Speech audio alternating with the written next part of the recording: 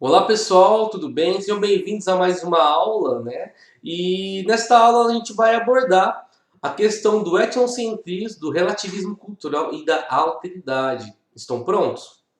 Então, vamos lá. O etnocentrismo. Eu trouxe essa imagem aí para a gente começar a pensar. Vejam que nós temos um patinho amarelo em meio a outros patinhos, né, de cores mais escuras. Ele é o único diferente. Será que é o patinho feio? Porque ele é diferente? Então, tem tudo a ver, né, com o etnocentrismo. Então, bora lá. A palavra etnocentrismo é a junção de duas palavras, etno de etnia e centrismo de centro. Ou seja, uma etnia, né, uma cultura estaria no centro de tudo. Ou seja, é um conceito antropológico, né, que as pessoas julgam tudo aquilo que é diferente, né, aos seus padrões, aos seus valores, como sendo inferior. Porque ela coloca como referência de bom, de ideal, de melhor, a sua cultura. E tudo aquilo que é diferente da sua cultura, então seria ruim, né? Então, ou inferior. E aí isso dá margem para criar e para surgir, né, preconceitos, assim como racismo, a xenofobia, né, perseguição a minorias. Por exemplo, a gente pode falar sobre a questão da escravidão. É, os brancos, né, principalmente os brancos europeus, passaram a escravizar, pegar os negros, utilizarem eles como escravos, né, como se fossem um animal e vender eles. Por quê? Porque eles tinham uma visão de que como eles eram inferiores, né, não só do ponto de vista da cor da pele, mas também dos costumes, eles poderiam ser então dizimados ou escravizados. Então, o etnocentrismo dá margem para esse tipo de comportamento. Às vezes a gente pode ouvir aquela frase ou aquelas, né, ver aquelas mensagens nas redes sociais falando fazendo inúmeras comparações ou falando mal de determinada cultura ou povo ou regionalismo. É porque você julga o outro com base nos seus próprios referenciais. E aí, se você coloca o seu referencial de cultura como sendo o padrão a ser seguido, logo tudo que é diferente dele você tende a considerar como sendo inferior. E essa postura metodológica a gente chama de etnocentrismo, ok?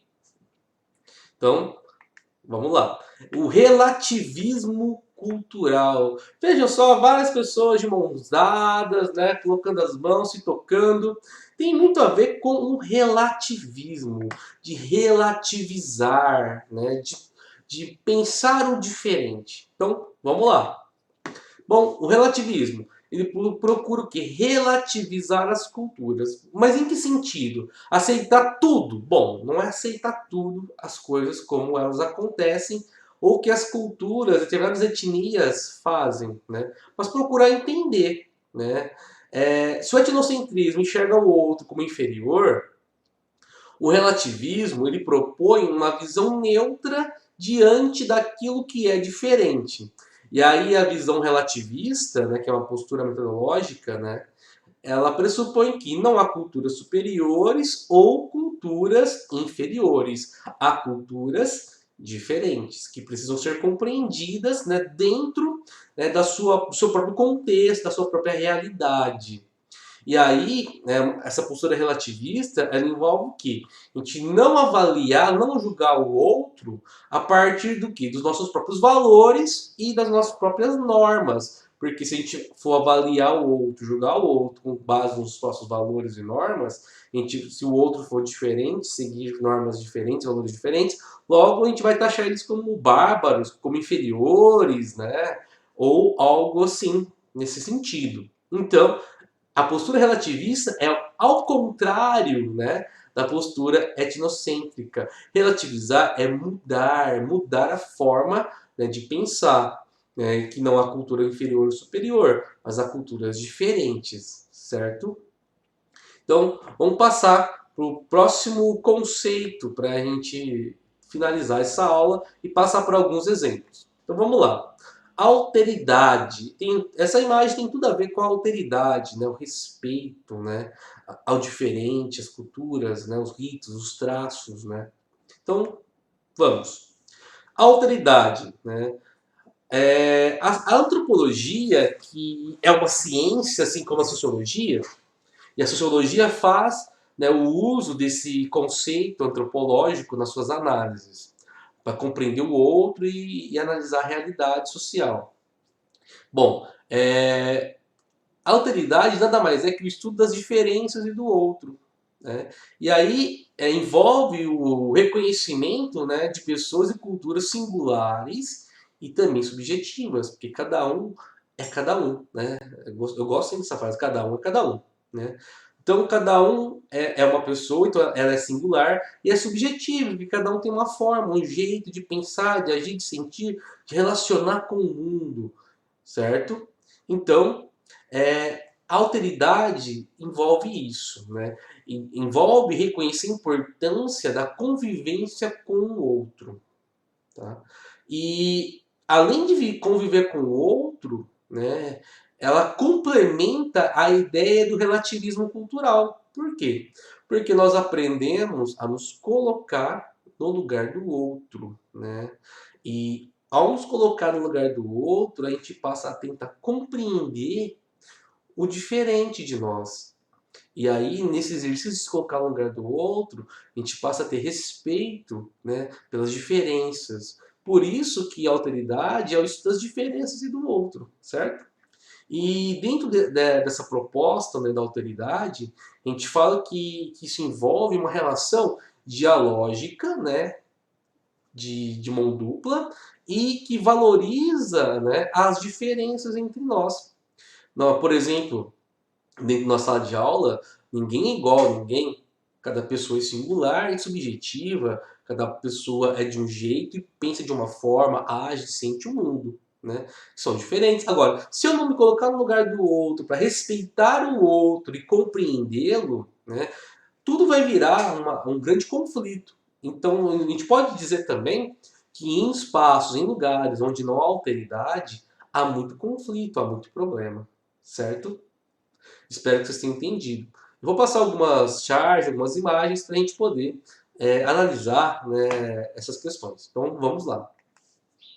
Olha só, a primeira imagem, né, essa imagem de cima, né, eu vou passar o cursor aqui, né, e olha só, esse é o meu certo e esse é o meu errado.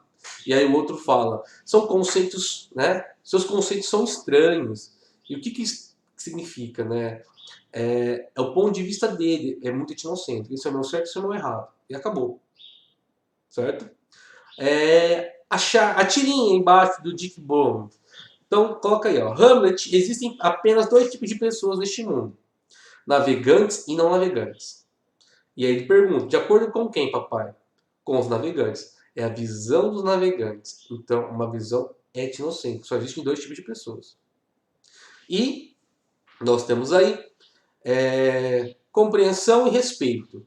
É o mais importante para viver com os demais, né? E, sobretudo, saber quem é. Não creio que um é melhor que nada.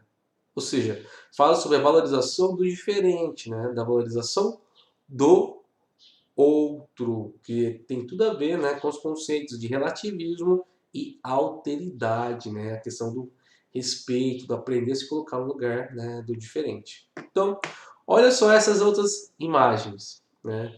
Meu Deus, não usam roupas. E olha só os outros. Olha, eles não usam penas. Né? Cada um julgando o mundo, né, a realidade, de acordo com os seus próprios valores. Né? Não é só porque eles não usam roupa que eles não são, né, pessoas, né? E os outros não é porque eles não usam penas. Né? Então, mostra essa visão etnocêntrica dos dois lados. Então vamos lá. A tirinha. Porque as pessoas em diferentes países, com diferentes crenças, não podem todas viverem juntas em paz. Porque elas se recusam a ouvir sobre o que sobre o que é bom para elas. Quem iria dizer para elas o que é bom para elas? Eu. Então eu passo a ditar o que é bom para o outro na minha visão. Visão etnocêntrica. E a nossa última imagem aí, nós temos, né, olha lá, as pessoas rindo, né, de alguém adorando um totem. Isso é um totem, né? Que é uma escultura que é para adorar as divindades. E as pessoas ali em volta, né, do Cristo dando risada do outro. Mas eles não fazem a mesma coisa? Isso não demonstra uma visão etnocêntrica e falta aí alteridade por parte delas? Coisas, né, a se pensar. Então, eu espero que vocês tenham entendido, né, o que é o etnocentrismo, o relativismo cultural e a alteridade, certo? Então, muito obrigado e até a próxima aula. Valeu!